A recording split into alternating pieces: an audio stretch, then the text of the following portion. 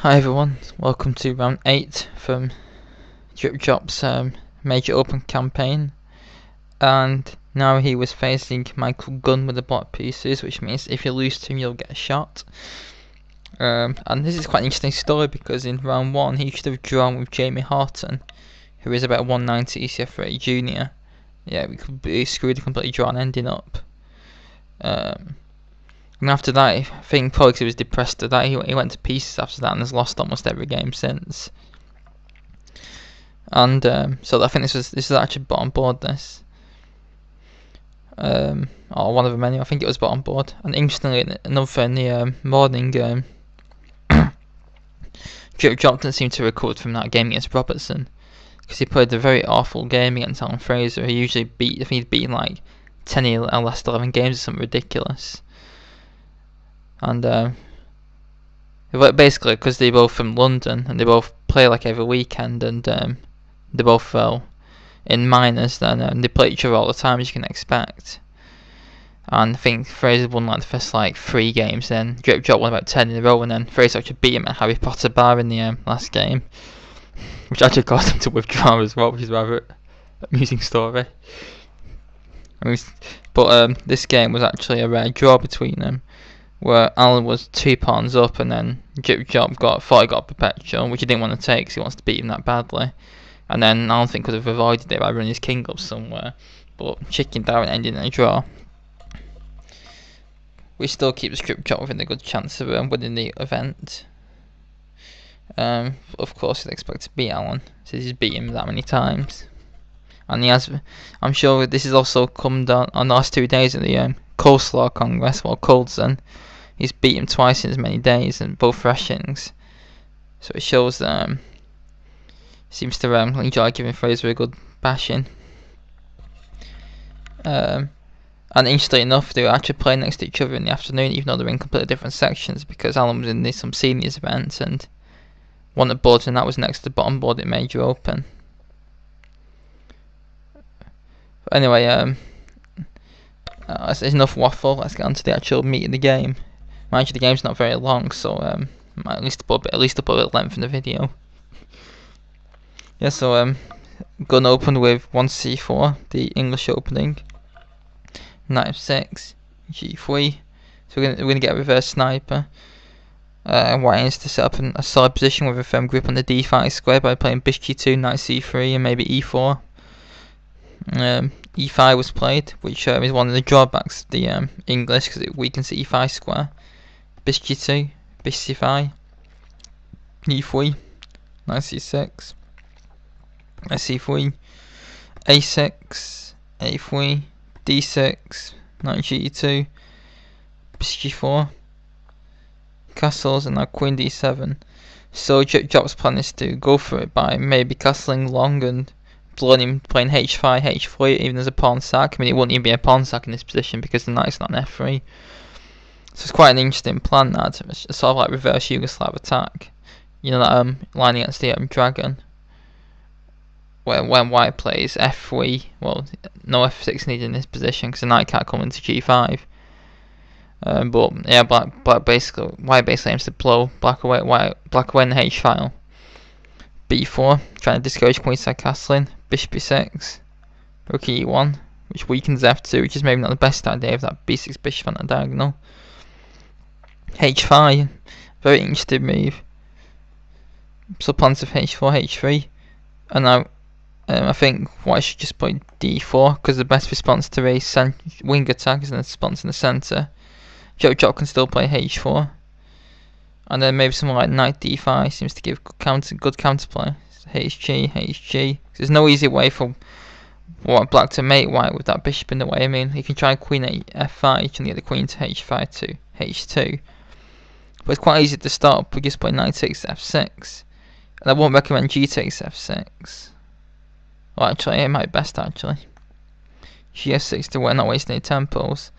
But then something like c5, and if queen h5 can be answered by just king f1.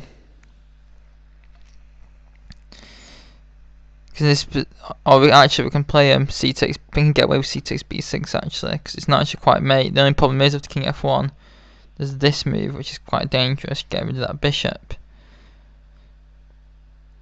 So of course the bishop's taken, it's mate too. In fact, the only move is to actually play knight f4. And the point is, if we take the knight, then white can actually take it back with check, which is a key point. So the king has to move. Or black can block the knight, but that's only going to lead to perpetual. So say king d7, we take this, queen takes, and king g1 is made in one move with king e2. Now we play c takes b6, and it's equal material with both kings pre-exposed. So this is anyone's game. Interestingly enough, yeah, there's a fun drawing line actually. After knight f4, takes. If black actually blocks with the knight, you can actually play this because bishop takes h3. Then we actually get a perpetual check with the knight. Actually doing the perpetual, because if king d2, this is checkmate. Also spoiled by the knight. So the knight actually helps, even though it's completely unpriest by 2 pawns. And the point is, if the knight is taken by either pawn, then we have this. That's pretty nice, that. But yeah, f3's played. Bishop h3, of course. d4 is played in this position, and now h4. So Joke's going on the hack attack, which is an oxymoron by a one knight f3 player.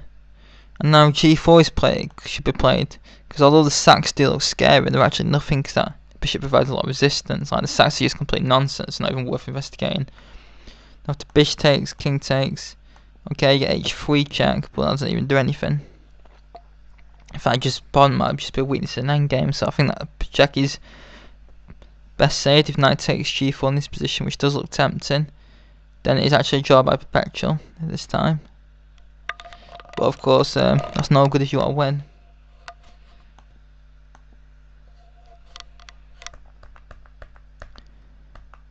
So I'd say g4 seems to lead to a forced draw, because I think if black doesn't go for the perpetual, it could be worse actually. Because if you try castling queenside, there's percent easy to open lines up. And otherwise h3 is going to come next, which will stop any stuff. Oh, is there e4? Trying to undermine h3. After f3, you can actually just play this, because the king actually can't be mated. So actually it might be okay. c5 was played instead for some reason, and trying to block the bishop out of the game. But now comes bishop g2, and king g2 has to be played. Okay, it doesn't allow the queen check, but as long as the king doesn't go to g1, which would get mated. There isn't actually a mate, but we do have dc5. dc5, queen, no, that actually hangs a queen. Queen h2, king f1, and now we have rook h3, which wins. So actually, white already bust in this position. After hg3, white doesn't have to take it back. He can actually play h4, which is a very nice move, because if rook takes h4, white actually just plays rook h1. Very nice move, trying to get counterplay down the h file. And black will ask to play rook take h2 check to get that rook off the board, and then white will take the bishop. And white ends a piece up with 2 pawns, but black starts attacking chances after castling long. But after h4 doesn't have to be taken, we can retreat the bishop, and we still get dangerous attacking chances after knight g3, rook h4, rook h1, rook h1, queen h1. In fact, black's a pawn up, but his attack's gone, and he has to be careful of white's avalanche of pawns coming down the queen side. But after chucking, so white sees and decides to chuck in cb6. But the fact is, the light squares around his king are now completely lost, because bishop takes f3. H takes g3 also wins. Now d5 was played, which is, I'm not sure what that's about, but I think it's lost now anyway. D5 Hg3. Just ignore the knight, because if the knight is taken, then there's just mates on the spot. So Queen D2 was played, which now goes to a forced mate for black. The only move practically is to play Knight G3, which drops the queen, so that's no good. But Queen D2 is played, trying to unpin the queen and play Knight G3 next, but now Rook takes H2 was played. In fact, G takes H2 is a forced mate. So after king moves, put the queen in, and it's just completely crushing. This is resignable this now, because the only moves to give the queen up, and in fact, Rook H1 check is a mate, because after knight takes H1 with Queen G4 check, and then say king here, we go check, and then we play check and mate. But of course it's just simple to take the queen, and the game ends pretty soon because he decides to blunder his knight as well, and he's getting mated. So Trip Chop wins in 19 moves with black, so after all them draws and losses, he actually wins, but with 19 moves with black. And that's a bit like me, that when my first win was a 23 move win over someone 300 points high rated as well. So yeah, that's a very nice game actually, and maybe shows his tactical potential and attacking potential. Yeah, I think anyone will be proud of that game, even a grandmaster, and shows that he's a well sick player. And hopefully this win can give him confidence to hack up more 1700 and above in the remaining few rounds. And I hope you enjoyed this game. And what I have to say over it is, I've got a very bad joke coming up now, that Michael Gunn in that game, his opponent shot himself in the foot. Anyway, I hope you enjoyed the game, and please leave any comments and thoughts. Thanks very much.